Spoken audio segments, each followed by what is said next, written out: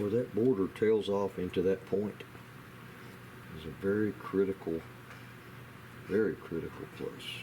It shows up crazy obvious. If you stop short and you don't make a good point, it doesn't look good. If you overrun it and make a cross where the two lines cross each other instead of coming to a point, that looks like a train wreck. So it's very, very critical that you get that point, a nice, crisp, sharp point. And that's always the very last thing I do is my edges. All right, put some coloring in that and some finish.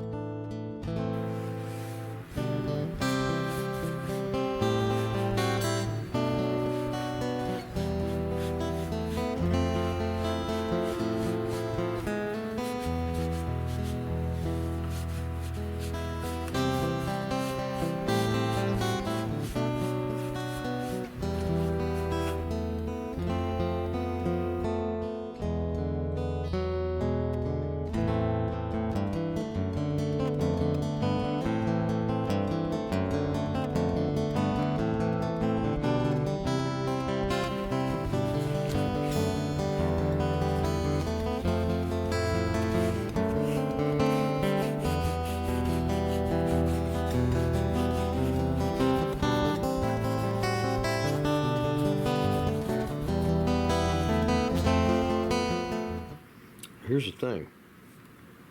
This is walnut, black walnut, and the forearm is some sort of European something, and a lot lighter and a lot softer. So I've got to make, the man that owns this did his own finishing, and so he added some stain to the other one to make it more the same color as this, and did a pretty good job. But I've got to make the checking on the forearm match the checking on this. So I may have to add a little stain, a little color. After I put my blackened linseed oil on there, it's still not quite as dark as this. I just added some a really reddish brown stain just over the top of that linseed oil.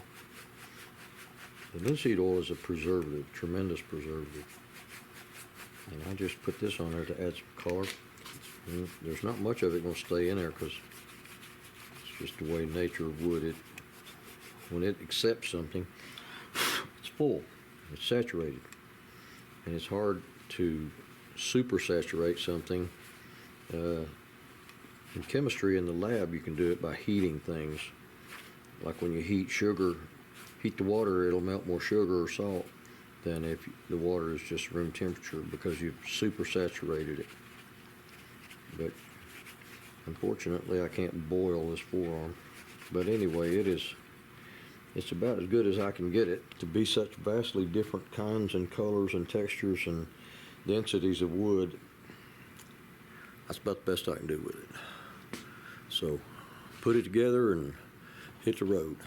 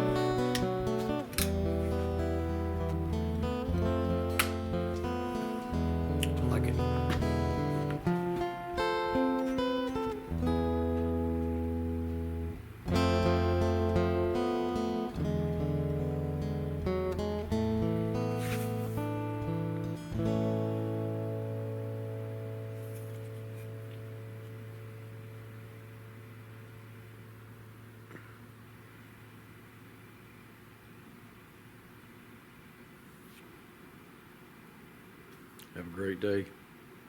God bless. For 17 years, I had a neighbor that I lived next door to named Buddy. Not his real name. a good neighbor. He passed away a few months ago, and his kids were cleaning out his house. They're gonna do something with the house, rent it, sell it. And they brought me a couple of books, a couple of magazines, and one of them was a 1967 September Shooting Times. This is before the internet, before cell phones, before advertising, and I just was fascinated with the number of ads, just one after another, ads for different things related to shooting. Guns, ammo, scopes, accessories, whatever. And I just couldn't get out of it. I just kept reading, and not just the prices were so reasonable and cheap. Like right there is an ad for a Thompson Center Contender with 5 barrels. And I don't know what the price was back then. It's written on there somewhere, but there were no barcodes. There was no changing the price every little bit when it went up. You know, the price was written on there from the get-go, and that's the price you paid. And I just couldn't get out of this little book. And I noticed an ad. It says, Heirloom of the Future, Richland Arms Company, European Anson and Dealey type action with double underlocking lugs, walnut stock, beaver tail fore-end, checkered hand finish, handcrafted in Europe by the Old Country Masters, $129.50. That's the gun I just finished making a stock for. In 1967, it was $130. But then again, 1911s were also $25. That's the identical gun that I just finished stocking. So what's it worth now? I don't know. I guess whatever anybody's willing to pay for it. I just thought that was an interesting way to finish up this little segment. Thought I'd share that. Well, thanks for choosing to spend your time here with me today. I hope you've enjoyed this program. I'll try to post a new segment each weekend. In addition, if you'd like to read about a stock that I made and then it took a 20-foot free fall, click on the link at the bottom of this page. It's called The Broken Gun. It's a story I wrote a few years ago about my 2 boys. Sometimes life's hard and things get broken. Now and then we get a chance to fix them. I'm so grateful for the opportunity I had to repair this broken stock. It led to a restoration that I never could have imagined. As always, if you like this video, please click the like button and share this with your friends. Have a great day.